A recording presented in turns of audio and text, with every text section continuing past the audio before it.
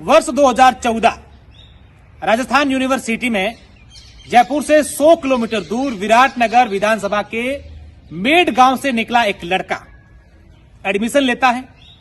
उसके बाद एनएसयूआई संगठन से तार जुड़ते हैं और संगठन से जुड़ जाते हैं। 2018 में एनएसयूआई टिकट नहीं देती है तो निर्दलीय ताल ठोकर के चुनाव जीत जाते हैं और फिर एनएसयूआई के साथ, और अब एनएसयूआई के लिए, युवाओं के लिए इतने काम कर लिए कि एनएसयूआई ने इन्हीं को पूरे राजस्थान की जिम्मेदारी दे दी है। ऐसा नहीं है कि पहली बार जिम्मेदारी मिली है, इससे पहले दिल्ली में रहकर के संगठन के लिए काम करते थे।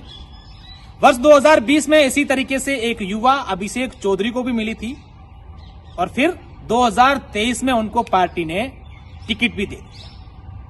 अभी मेरे साथ विनोद जाखड़ है। राजस्थान के इतिहास में पहली बार किसी दलित को एनएसयूआई के प्रदेश अध्यक्ष बनाया गया है। हालांकि इस नाम को लेकर कई कंफ्यूजन थे। लोग ही जानते थे कि विनोद जाखड़ कौन है, किस वर्ग से आते हैं। तो मैं बताना चाहूंगा कि ये दलित वर्ग से हैं। पिताजी प्लास्टर का काम करते हैं, माताजी गृहिणी हैं, 3 भाई हैं। कई सारी बातें करेंगे। सबसे पहले तो आपका स्वागत है विनोद जी। धन्यवाद, थैंक यू। अच्छी जिम्मेदारी मिली है, क्या सोचते हैं? देखिए, बिल्कुल जैसे आपने बताया कि शुरुआती जो दौर है वो छात्रों के बीच में गुजरा, संघर्ष करते हुए गुजरा, तो पार्टी ने बड़ी जिम्मेदारी दी है और जिम्मेदारी दी है इस उम्मीद के साथ कि पूरे राजस्थान में हम जो हैं नौजवानों की लड़ाई को लड़ें, छात्र छात्राओं की लड़ाई को लड़ें और एक मजबूती से जो है उनके हितों के लिए उनके साथ में संघर्ष में खड़े रहें। क्या रहेंगे मुद्दे कि मुझे पार्टी ने या संगठन ने जिम्मेदारी दी है, पूरे प्रदेश के युवाओं की आवाज बनने के लिए जिम्मेदारी दी है। अब क्या जहन में चल रहा है कि जिम्मेदारी तो मिल गई है लेकिन युवाओं के लिए ये मैं जरूर करूंगा?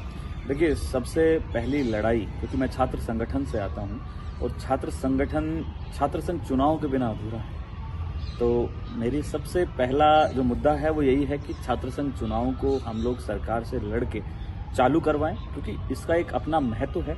जहां भी छात्र संघ होते हैं, जहां अध्यक्ष बनते हैं, तो उससे क्या होता है कि यूनिवर्सिटी कॉलेजों में एक्टिविज्म होता है और एक्टिविज्म से प्रशासन जो है अपनी मनमानी नहीं करता है, तानाशाही नहीं करता है, वो कहीं ना कहीं एक दबाव महसूस करता है।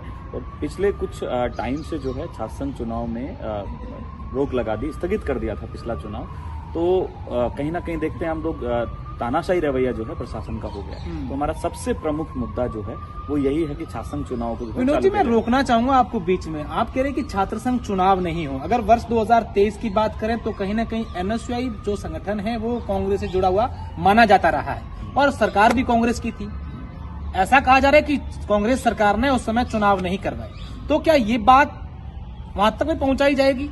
बिल्कुल। देखिए, आपको मैं आपका ध्यान आकर्षित करना चाहूंगा, जब कांग्रेस की सरकार थी, अशोक गहलोत जी हमारे मुख्यमंत्री थे, उस समय यूनिवर्सिटी, राजस्थान की जितनी भी बड़ी यूनिवर्सिटियां हैं, कॉलेजेस हैं, उन्होंने जो है सीएम को लेटर भेजा कि अभी न्यू एजुकेशन पॉलिसी जो है वो राजस्थान में लागू होनी है और साथ में विधानसभा के चुनाव हैं, तो वो चाहते थे कि भाई हमारे पास जो है कमी है स्टाफ की, तो आप इस चुनाव को स्थगित कर दें। तो मुख्यमंत्री जी ने उनकी बात पे सहमति जताते हुए चुनाव को बंद नहीं किया, स्थगित किया, ठीक है। और स्थगित करने के बाद एनएसयूआई ऐसा संगठन है जो अपने ही सरकार के खिलाफ आवाज बुलंद करके लड़ाई लड़ी। हनुमान बेनीवाल का सहारा लेकर? नहीं, ऐसा नहीं है।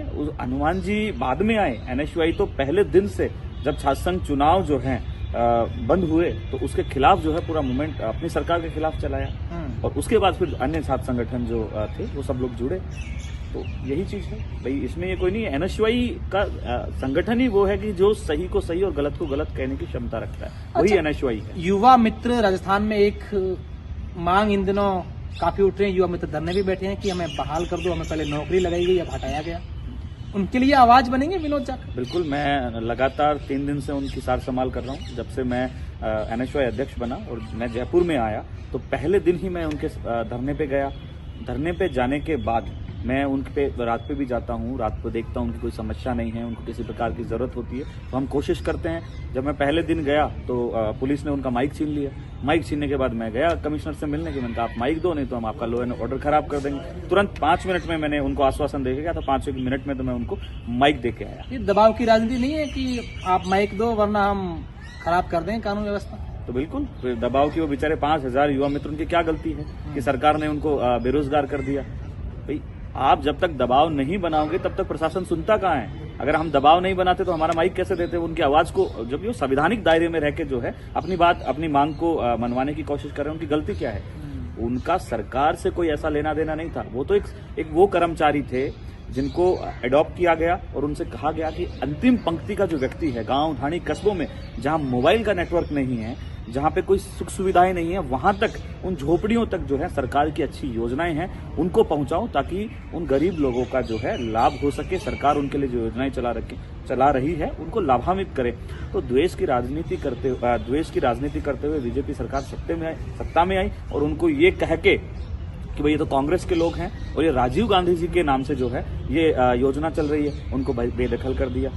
अगर सरकार को उन हमारे भाई बहनों से आपत्ति है तो उनके काम से आपत्ति नहीं होनी चाहिए, क्योंकि वो तो सरकार का जो है प्रचार प्रसार करेंगे योजनाओं का। अगर उनको नाम से आपत्ति है तो नाम बदल दें, हम उसमें सहमत हैं, वो लोग भी सहमत हैं, कोई नहीं, राजीव जी की जगह वो जो भी नाम करना चाहें वो कर दें, हमें कोई आपत्ति नहीं। आज भजन लाल की सरकार की एक कैबिनेट की बैठक हुई और उसमें यह निर्णय लिया गया कि आरएएस की परीक्षा को आगे बढ़ाया जाए। स्वागत करते हैं इस निर्णय? बिल्कुल स्वागत करते हैं हम तो खुद। मैं जब अध्यक्ष बन के आया तो मैं एयरपोर्ट से सीधा राजस्थान यूनिवर्सिटी के मेन गेट पे गया और मेन गेट पे जितना भी मेरा काफिला था मैंने सब लोगों को बाहर लेके आया और उनके आंदोलन पे, धरने पे बैठा और उनको निवेदन करके गया कि आपको धरने से उठना नहीं है, हम इस लड़ाई को जीतेंगे। और वहां से मैं आह्वान करके गया कि मैं कल जो है सीएम का डेलीगेशन आप लोगों के साथ लेके जाऊंगा। उसी का नतीजा था कि वो हजारों की भीड़ देखकर सरकार के कानों पर जू रहेंगी और जो है कैबिनेट में जो फैसला लिया कि अब ये जो है मुद्दा जो है ये पूरे राजस्थान का बन गया है। हमारे एनएसयूआई के कार्यकर्ताओं ने कई जिला हेडक्वार्टर पे सरकार का विरोध प्रदर्शन किया, पुतले जलाए और हमने दबाव बनाया सरकार पे। और आज वो जो है कैबिनेट में फैसला हुआ है कि हम जो आरएस मेंस की तिथि है उसको आगे बढ़ाएंगे। और मैं अभी यूनिवर्सिटी उन लोगों के बीच में जाके आया हूँ धरने पे, बड़ी खुशी मना रहे हैं, मुझे धन्यवाद दिए, मेरे नारे भी लगाए कि आप हमारे बीच में आए, हम आपको जिंदाबाद करते हैं। और ऐसे ही जो है हमारे आने वाले लोग जो हैं इस तरीके के पीड़ित शोषित रहें तो आप उनकी भी आवाज बने। आप ही की तरह एक प्रखर वक्ता राजस्थान में काफी चर्चाओं में थे, हालांकि अभी भी है, निर्मल चौधरी, क्या कहेंगे उनके बारे में? निर्मल अध्यक्ष बने हैं, बहुत अच्छे हैं, हमारे छोटे भाई की तरह हैं, बहुत अच्छा काम कर रहे हैं, जहां भी जरूरत पड़ती है वो लोग जाते हैं। और एक छात्र नेता का, स्टूडेंट लीडर का काम ही यही होता है कि अगर जहां पे भी छात्रों को जरूरत है आपको वहां पहुंचना चाहिए। तो मैं बिल्कुल कहूंगा अच्छा काम कर रहे हैं निर्मल, हमारे छोटे भाई हैं, कहीं भी अगर हमारे मार्गदर्शन की जरूरत पड़ेगी तो हम बताएंगे उनको। मुलाकात हुई है इन दिनों अध्यक्ष बनने के बाद? अभी जस्ट मैं और वो धरने पे थे, साथ में थे, मैं बैठा हुआ था, मेरी बाइट चल रही थी, वो आए, हम बैठे, बातचीत हुई। अच्छा, अब खूब सारी बातें और भी करेंगे, उससे पहले मैं आपका परिचय जानना चाहता हूँ। हालांकि मेरा जो होमवर्क था मैंने जितना बताया उसमें क्या आप और ऐड करना चाहिए? देखिए आपका होमवर्क बिल्कुल अच्छा है, आप बहुत अच्छा करके आए हैं। और एक साधारण से परिवार में मेरा जन्म हुआ, राजनीति में दूर दूर तक मेरे माता पिता या कोई दूर दूर तक कोई नहीं है, मेरे रिश्तेदार भी राजनीति में नहीं है। और मेरे पिताजी एक मजदूरी का काम करते हैं, आज भी करते हैं। तो हम लोग जयपुर, गांव से हम जयपुर आए क्योंकि पिताजी को रोजगार की तलाश थी, तो जयपुर आके हम लोग झोटवाड़ा विधानसभा में रहते हैं। झोटवाड़ा विधानसभा में हम लोग रहते हैं, हीरापुरा के पास में धावास करके एक जगह, वहाँ मेरा घर है।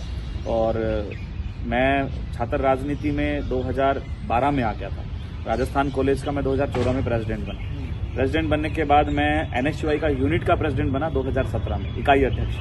फिर उसके बाद मैं राजस्थान यूनिवर्सिटी का 2018 में अध्यक्ष बना। अध्यक्ष बनने के बाद मैं सीधा राष्ट्रीय अध्यक्ष के इंटरव्यू के लिए अपॉइंट हुआ। मैंने राहुल गांधी जी के साथ जो है इंटरव्यू किया नेशनल प्रेसिडेंट के लिए। फिर उसके बाद मुझे और मेरे वर्क को देखते हुए राहुल जी ने, मेरी पार्टी के लीडर्स ने मुझे एनएसयूआई का नेशनल सेक्रेटरी बनाया।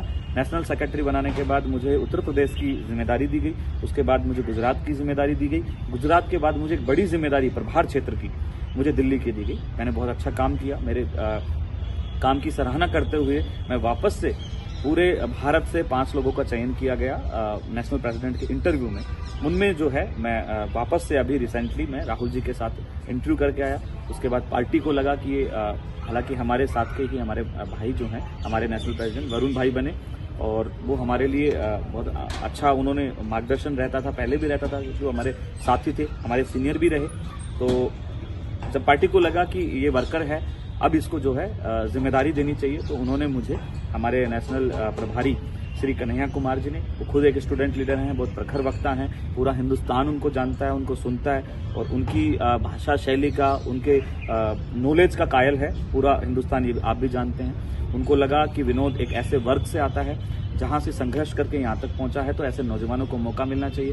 तो हमारे नेशनल प्रेसिडेंट ने और हमारी लीडरशिप ने, नेशनल इंचार्ज ने, स्टेट हमारी लीडरशिप ने फैसला लिया कि विनोद को हम लोग जो है स्टेट का प्रेसिडेंट बनाएंगे, और मैं आप लोगों के बीच में बनकर मेरा आखिरी सवाल है, एक बात को लेकर जब से आप अध्यक्ष बने काफी कंफ्यूजन है, लोग हमें भी पूछते हैं सोशल मीडिया पर विनोद जाखड़ कौन है।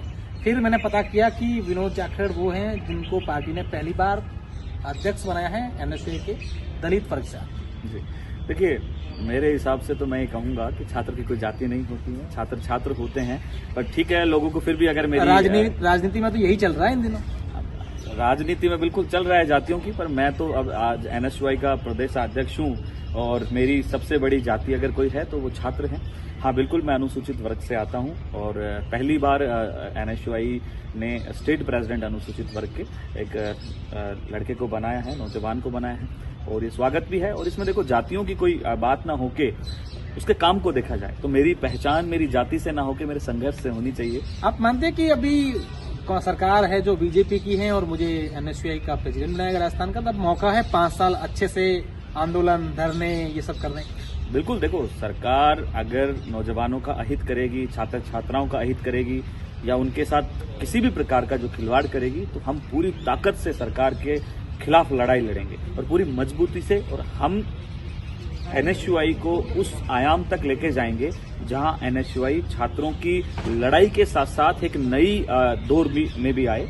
जैसे मैं भी बताऊं, हम लोग एक प्लान कर रहे हैं एनएसयूआई, हम लोग शिविर्स लगवाएंगे, है ना, जहां पे हम लोग जो है उनको थोड़ा सा आइडियोलॉजिकल भी साउंड करेंगे। हमारे महापुरुषों ने क्या क्या किया, चाहे वो महाराणा प्रताप हो, चाहे हमारे महात्मा गांधी हो, है ना, हमारे स्वामी विवेकानंद हो, फाइटर जो फ्रीडम फाइटर से लेके उनसे पहले तक हम सबको जो है उनकी एक हम लोग इस तरीके की कोई कुछ चीज तैयार कर रहे हैं, एक ऐसा शिविर जो है हम तैयार कर रहे हैं कि प्रदेश से हिंदुस्तान के वो लोग जो बहुत अच्छा अनुभव रखते हैं, चाहे वो बहुत अच्छे प्रोफेसर्स हों या बहुत अच्छे लीडर्स हों, वो लोग आएं, उन लोगों को संबोधित करें, उन लोगों को समझाएं और एक विचारधारा के साथ जोड़ें, तो कि हमारा जो एक नौजवान वर्ग है, वो एक अच्छी सहज जो है राजनीति में आए, एक सफल राजनीति में आए, एक स्वच्छ राजनीति में आए। हमारा ये भी लक्ष्य एनएसयूआई जो है अच्छे लोगों को तैयार करे।